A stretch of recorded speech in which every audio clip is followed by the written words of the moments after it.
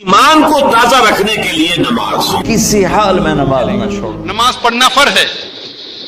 اللہ تعالیٰ فرماتے ہیں سورہ مائدہ میں سورہ نمبر 5 آیت نمبر 5 جو لوگ نماز نہیں قائم کرتے اور زکوٰۃ نہیں دیتے وہ آپ کے دوستوں میں سے نہیں ہیں. سب سے پہلا حساب کتاب جو ہوگا قیامت کے دن پہ وہ ہے صلاح کے بارے میں. اللہ کے رسول فرماتے صحیح مسلم میں اللہ کے رسول فرماتے کہ مومن اور کافر کے درمیان، ایمان اور کفر کے درمیان جو فرق ہے وہ صلاح ہے.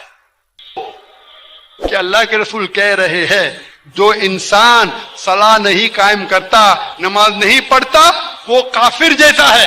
اور اللہ تعالیٰ فرماتے سورہ مدثر میں کہ جو گنہگار دوزخ میں ڈالے جائیں گے اور ان سے پوچھا جائے گا آپ کیوں دوزخ میں ہیں، تو وہ کہیں گے ہم صلاح پڑھنے والوں میں سے نہیں تھے.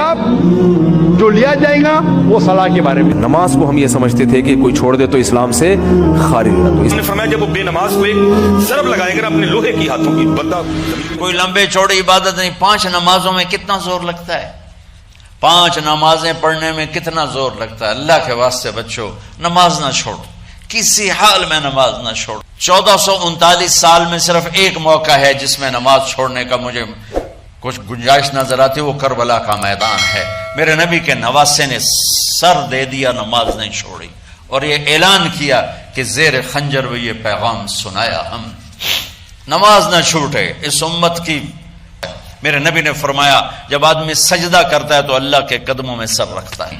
چھوڑو نہیں، چھوڑو نہیں. میرے نبی کے دنیا سے جاتے ہوئے آخری الفاظ تھے الصلاۃ الصلاۃ الصلاۃ. میری امت نماز نہ چھوڑنا، نماز نہ چھوڑنا، نماز نہ چھوڑنا. انکار کر دے نہ اس کا ایمان بچتا ہے نہ اس کا نکاح بچتا ہے. اور جس کو یقین ہے کہ میں نے ایک دن جانا ہے اس دنیا سے، قبر حق ہے، قرآن حق ہے، محمد صلی اللہ علیہ وسلم حق ہے، پھر بھی نماز نہیں پڑھتا تو اس سے زیادہ ایول انسان کوئی نہیں. اگر 5 نمازیں پوری ہیں تو اللہ کا شکر ادا کیا کرو کہ تمہیں توفیق اس نے عطا کی. اللہ اکبر. جب حیا علی الصلاح کی آواز آئے تم بستر سے چھلانگ لگا کے اٹھ. نماز کا چھٹکارا نہیں ہے، رستگاری نہیں. سفر میں ہے تب بھی پڑھے گا، سفر میں ہے تب بھی پڑھے گا. بالغ کے اوپر نماز کی کسی صورت میں بھی رخصت نہیں. کھڑے ہو کے نہیں پڑھ سکتا بیٹھ کے پڑھ لے، بیٹھ کے نہیں پڑھ سکتا لیٹ کے پڑھ لے، اشارے سے پڑھ لے. وضو کے لیے پانی دستیاب نہیں ہے تو تیمم کر لے. حالت سفر میں ہے قصر کر لے، آدھی پڑھ لے پوری نہ پڑھے.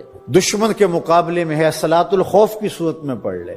یہ نماز کا مسئلہ ہے اتنی اہم. احمد بن حنبل کے نزدیک ہمیشہ نماز چھوڑنے والا کافر نہیں، بلکہ ایک نماز بھی بغیر کسی عذر کے جو شخص جان بوجھ کر چھوڑ دے گا وہ کافر ہو جائے گا. لیکن جمہور کا قول یہ نہیں ہے، اس لیے کہ یہ جو حدیثیں ہیں کہ ہمارے اور کفر کے درمیان جو چیز فرق کرتی ہے وہ نماز ہے، یہ مبالغہ پر مبنی ہے. مگر پھر بھی حدیث میں وعیدیں اتنی شدید ہیں کہ نماز چھوڑنا معمولی جرم نہیں ہے، بہت بڑا جرم ہے. یاد رکھیں اسلام میں شرک کے بعد نماز جان کر قضا کرنے سے بڑا کوئی جرم نہیں ہے.